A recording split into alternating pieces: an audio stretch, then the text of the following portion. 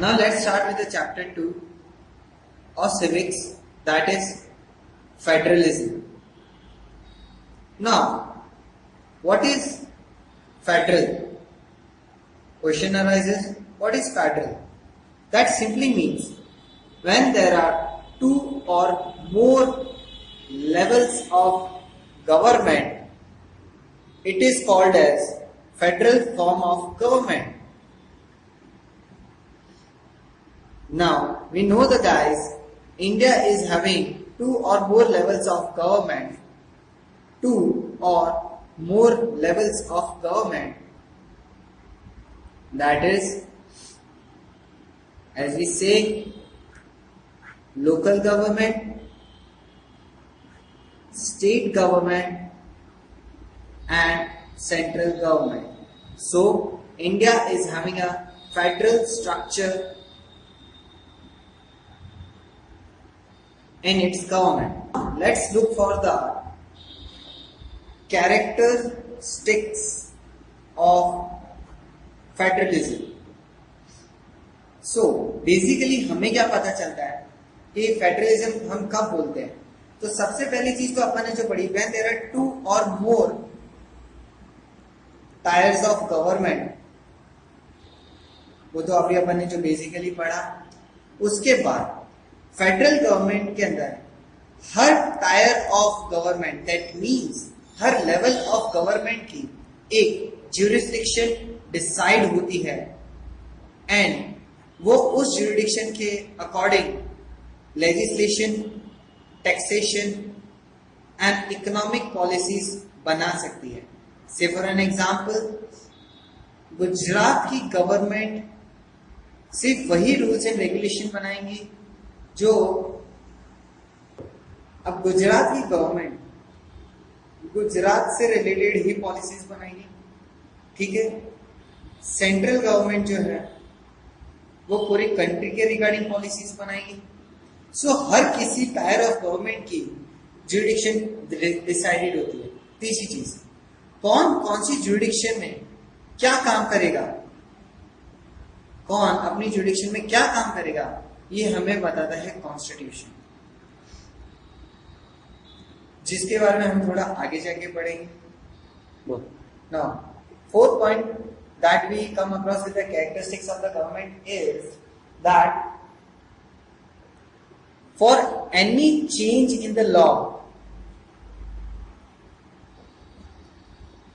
you require the permission of both the levels of government. अब इसका मतलब क्या हुआ? बहुत सिंपल सी कहानी है. आप कॉन्स्टिट्यूशन में चेंजेस चाहते हो तो आपको लोकसभा और राज्यसभा में जाना ही पड़ेगा.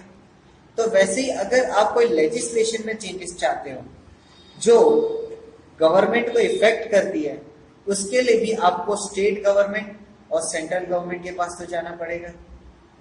Now coming up with the next point. Now the fifth characteristics states the umpire. That means जब कभी भी दो गवर्नमेंट के बीच में, से for state government central government के बीच में, दो स्टेट गवर्नमेंट्स के बीच में, सेंट्रल गवर्नमेंट के अंदर, अगर इन तीनों केसेस में कोई भी डिस्प्यूट होता है तो उस डिस्प्यूट का अंपायर हमेशा सुप्रीम कोर्ट रहेगा. जुडिशरी है ना, इससे. Now coming with the six characteristics, the sources of revenue is decided by the constitution. अब थोड़ा अच्छे से समझते हैं. सपोज कोई एक कंपनी है, उसने अपनी एक जमीन पे, एक SEZ स्पेशल इकोनॉमिक जोन पे कोई फैक्ट्री खोली है. तो अब होता यूं है कि फैक्ट्री में से जितना रेवेन्यू अर्न होगा उसमें से रेंट जाएगा सेंट्रल गवर्नमेंट, स्टेट गवर्नमेंट के पास. रेंट जमीन उसकी है, और टैक्स होते हैं, कुछ टैक्सेस होते हैं वो जाते हैं सेंट्रल गवर्नमेंट के पास. तो वैसे ही बहुत अलग अलग तरह के टैक्सेस होते हैं वो सब डिस्ट्रीब्यूट हो जाते हैं, कुछ स्टेट गवर्नमेंट के पास जाते हैं, कुछ सेंट्रल। अब वो कौन से टैक्सेस होंगे ये हमें हमारा कॉन्स्टिट्यूशन बताता है। फेडरलिज्म हमेशा 12 ऑब्जेक्टिव्स पे चलता है। अब 12 ऑब्जेक्टिव्स क्या होते हैं? दोस्तों बड़े सिंपल कहानी है। पहला है इकोनॉमिक इक्वालिटी मेंटेन करना, और दूसरी चीज इकोनॉमिक ग्रोथ करना। हम जितनी ज्यादा अपॉर्चुनिटीज हर लेवल को देंगे उतनी ज्यादा इक्वालिटी मेंटेन होती है, और पावर को शेयर करने से जो हमने पढ़ा था काम इजी हो जाता है। So this helps in economic growth. Okay, now coming to the next topic, there are two types of federation that contest in the world. Two types of federations, very simple. One is the coming together federations, and second one is the holding together federation. इसका मतलब क्या होता है? Coming together, जब बहुत छोटी छोटी countries या फेडरेशन आपस में मिलके एक यूनिट बनाती है, सॉरी आई मीन टू से एक कंट्री बनाती है या एक फेडरेशन बनाती है, हम उसको बोलते हैं कमिंग टुगेदर फेडरेशन।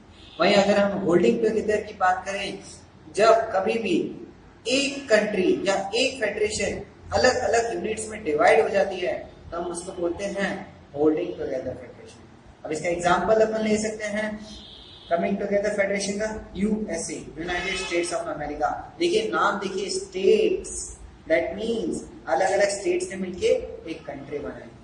वहीं अगर आप बात करें यूएसएसआर, जो अब डिस्ट्रीब्यूट हो गया अलग अलग पार्ट्स में, यूके हो गया, रशिया हो गया, युगोस्लाविया हो गया, तो that means it's a holding together federation. अब जैसे कि अपन देखते हैं कमिंग टुगेदर फेडरेशन में आपने देखा कि एक ही कंट्री के एक कंट्री बनती है अलग अलग कंट्रीज से। नाउ अपन देखते हैं कि कमिंग टुगेदर फेडरेशन में क्या होता है, कुछ कंट्रीज आपस में मिलती है और एक कंट्री बनाती है, और होल्डिंग टुगेदर फेडरेशन में क्या था, एक सिंपल सी चीज थी, एक कंट्री अलग अलग पार्ट में डिस्ट्रीब्यूट हो जाती। तो अब तो ये कॉमन सेंस हो जाता है कि यहाँ पे सेंट्रल गवर्नमेंट और स्टेट गवर्नमेंट अपना पावर डिस्ट्रीब्यूट करती है, जबकि यहाँ पे सारा पावर सिर्फ और सिर्फ सेंट्रल गवर्नमेंट होल्ड करती है। यहाँ पे इक्वालिटी ज्यादा है क्योंकि पावर डिस्ट्रीब्यूटेड है, यहाँ पे इक्वालिटी कम है। देखिए मैं आपको पॉइंट्स ऑफ डिफरेंसेस बताता हूँ। First you need to define the things कि कमिंग टुगेदर क्या होता है, होल्डिंग टुगेदर क्या होता है। बाद में इसके अंदर कैरेक्टरिस्टिक्स आप बता सकते हैं, दो कैरेक्टरिस्टिक्स हो गए।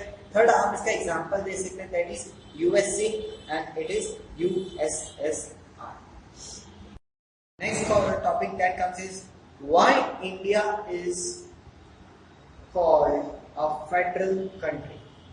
ये बहुत सिंपल सी कहानी है, अपन ने पावर शेयरिंग में भी पढ़ा था कि इंडिया के अंदर पावर लेवल्स में डिवाइडेड है, that is local government, state government, central government. So basically मैं कहना क्या चाहता हूँ कि हमारे यहाँ पे पावर को अलग अलग टायर्स में डिवाइड किया हुआ है, दैट मीन्स फेडरल हो गया। अब पावर के अंदर हमारे फेडरल टायर्स के अंदर एक सिंपल सी चीज कहते हैं लिस्ट भी बनाई हुई है, यूनियन लिस्ट, स्टेट लिस्ट और concurrent list.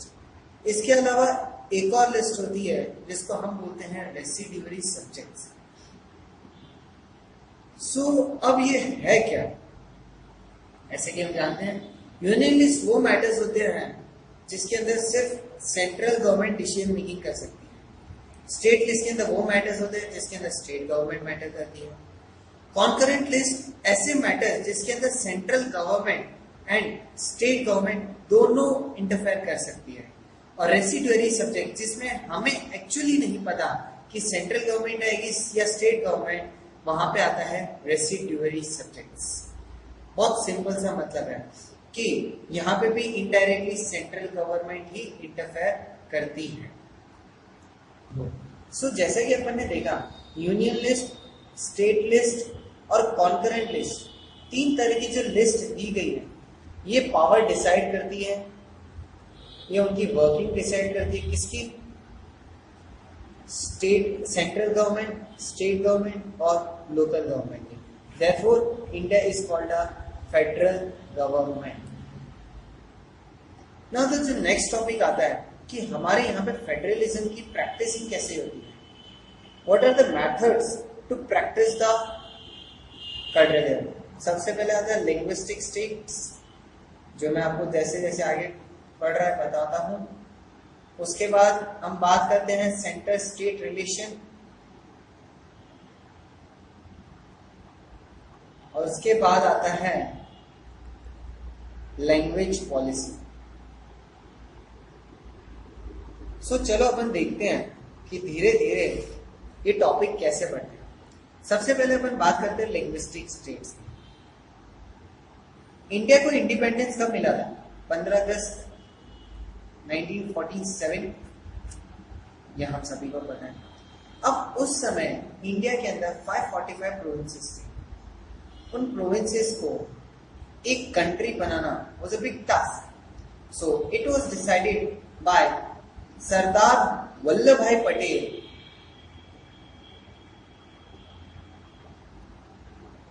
To make a union of India. अब यूनियन ऑफ इंडिया को बनाने के लिए हमने ये डिसाइड किया कि हम इंडिया को linguistic, that is language basis पे हम उसको डिवाइड करेंगे. अब कैसे डिवाइड करना है? गुजराती गुजरात में, मराठी महाराष्ट्र में ना, गुजराती गुजरात में, मराठी महाराष्ट्र में, वैसे ही बहुत अलग अलग, बंगाली बंगाल में. सो बेसिकली ये सिस्टम क्या था कि हमने स्टेट्स को लिंग्विस्टिक बेसिस पे डिवाइड कर लिया. अब इसके अलावा टू मोर मेथड्स हमने इंट्रोड्यूस किए. कुछ थे कल्चर बेसिस पे, जैसे कि गोवा. कुछ थे ज्योग्राफिकल बेसिस पे. अब ज्योग्राफिकल बेसिस पे कौन से थे? उत्तराखंड, हिमाचल प्रदेश. सो हमने क्या किया, स्टेट्स को बेसिकली 3 बेसिस पे डिवाइड करने की सोची. तीनों बेसिस क्या थे? Linguistic, culture and geographical. अब जो सेकेंड पॉइंट अपन ने देखा था, that was centre state relations, जिसके अंदर हम फेडरलिज्म को प्रैक्टिस करते हैं. अब कैसे? ये अभी अभी अपन ने देखा कि पावर को आप डिस्ट्रीब्यूट कर देते हो. We distribute the power among different parties, among different levels. अब इसका बेस्ट एग्जांपल है अलायंस, जो मैंने आपको पहले भी बताया था, एंड कोएलिशन. उसके अलावा सेंट्रल गवर्नमेंट की कुछ पावर स्टेट गवर्नमेंट को दे दी गई है, and it is said that central government has a subordinate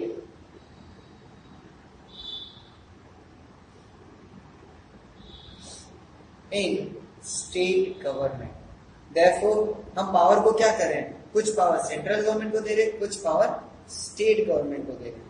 सो अगर सेंट्रल गवर्नमेंट कोई भी डिसीजन लेती है, state government has to follow that decision. अब जो सेंट्रल गवर्नमेंट डिसीजन लेता था पहले, वही डिसीजन स्टेट गवर्नमेंट को लेना पड़ता था in the early times. But because of new methods of alliances and coalitions,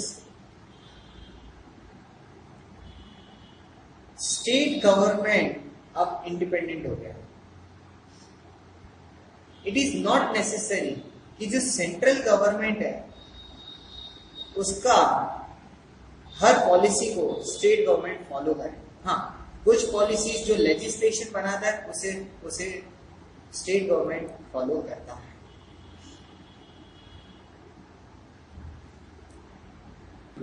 Now the third form of practice that we come across is the language policy.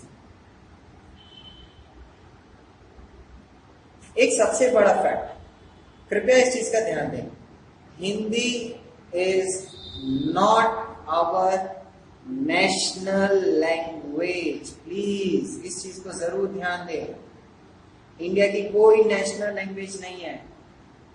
English and Hindi are our official languages.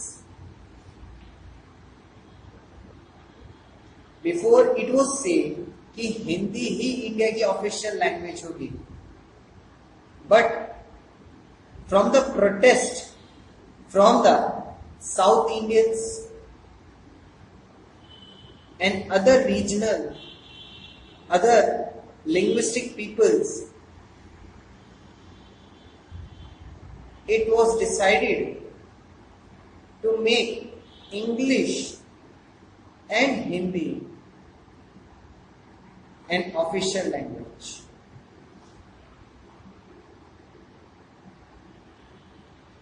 Another form is, we can say that there are 22 scheduled languages given in the constitution. And why it is so? It is so that every linguistic group या regional group can give exams in this linguistic languages. So again we can see that हमने federalism में क्या किया, हमने official language declare की country की, और उसके साथ हमने शेड्यूल्ड लैंग्वेजेस भी बनाई कंट्री के लिए। अब शेड्यूल्ड लैंग्वेजेस में क्या होता है, बहुत सिंपल सी चीज है कि 22 शेड्यूल्ड लैंग्वेजेस है, उन 22 शेड्यूल्ड लैंग्वेजेस के अंदर आप एग्जाम्स दे सकते हो, आप अपने अपीयरेंसेस कर सकते हो, इंटरव्यूज दे सकते हो। So that's a benefit. तो हमने यहाँ पे भी फेडरलिज्म प्रैक्टिस किया in the form of official language and in the form of scheduled languages. Now the last topic of this chapter is decentralisation. अब डिसेंट्रलाइजेशन होता क्या है? डिसेंट्रलाइजेशन बहुत सिंपल सा मतलब है, जब सेंट्रल का पावर लेके हम स्टेट या लोकल्स को दे देते हैं, हम उसको बोलते हैं डिसेंट्रलाइजेशन। अब जो कोई भी कंट्री डिक्टेटोरियल रूल या मोनार्की रूल करती है, वहां पे पावर किसके पास आता है? सिर्फ सेंट्रल के पास। पर इंडिया क्या है? एक डेमोक्रेटिक कंट्री। दैट मीन्स इसका पावर सेंट्रल गवर्नमेंट से लेके स्टेट गवर्नमेंट को दे दिया गया है। This is called decentralisation. अब इसके कुछ एडवांटेजेस और डिसएडवांटेजेस भी हैं, ये हमें भी पता है। तो चलो देखते हैं कि क्या इसके एडवांटेजेस हैं, क्या इसके डिसएडवांटेजेस हैं।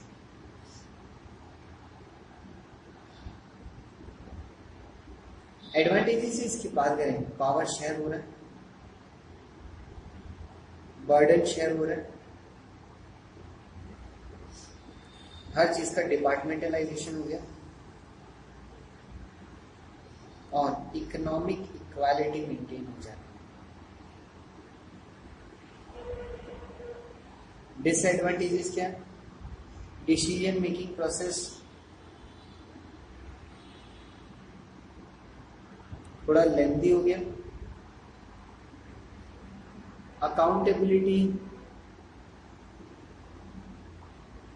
अप टू द बेंचमार्क नहीं है, करप्शन एक्टिविटीज बढ़ गई है। अब इस मैटर को सॉल्व करने के लिए, इन डिसएडवांटेजेस को ओवरकम करने के लिए 1991 में अपनी डिसएडवांटेजेस को ओवरकम करने के लिए 1992 में 4 पॉलिसी, कुछ 5 रिफॉर्म्स हमने इंट्रोड्यूस किए एक डिसेंट्रलाइजेशन पॉलिसी में। सबसे पहले वुमेन को रिजर्वेशन देना, शेड्यूल कास्ट शेड्यूल ट्राइब को रिजर्वेशन देना, ये कॉमन है। अब उसके बाद हमने क्या, रेगुलर इलेक्शंस होने चाहिए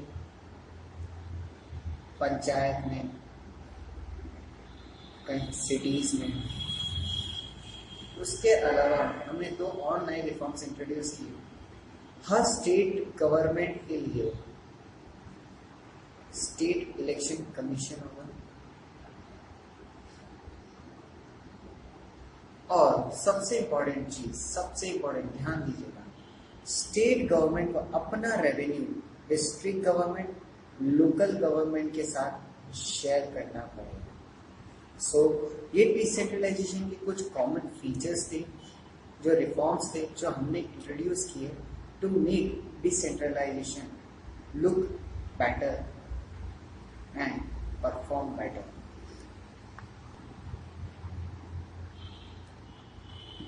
सो फ्रेंड्स, अगर आपको हमारा ये चैप्टर समझ आया और अगर आपको कोई भी क्वेश्चन एंड आंसर है या कोई भी क्वेरी है, you can just provide as a feedback.